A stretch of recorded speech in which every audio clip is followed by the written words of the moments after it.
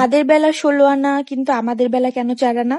একবারও কি ভেবে দেখেছেন? আমি বলছি কেন মেয়েদেরকে সবসময় মেয়েদের ফ্যামিলিকে এত ছোট করে রাখা হয়? আর এই সবকিছু সবসময় ওই আপুদের সাথেই হয় যে আপুরা কিনা সবসময় হাজবেন্ডের অপেক্ষায় বসে থাকে যে তার হাজবেন্ড কখন বাজার করে নিয়ে আসবে, তার হাজবেন্ড কখন তাকে কিছু কিনে। তাই আমি এই ধরনের প্রবলেম ফেস করা সকল আপুদেরকে বলতে চাই যে আপুরা আপনারা অল্প অল্প করে নিজের পায়ে দাঁড়াতে শিখুন, নিজেকে ভালো রাখতে শিখুন, নিজের ফ্যামিলিকে ভালো রাখতে শিখুন। এই গরমে কর্মব্যস্ততার মধ্যে আমি আমার নিজের চুলের যত্ন নেওয়াই ভুলে গিয়েছি। তাই দেখেন মাত্র 2 সপ্তাহ আমি আমার hair pack, hair oil use করি না, তাতেই আমার চুলের কি অবস্থা হয়ে গেছে।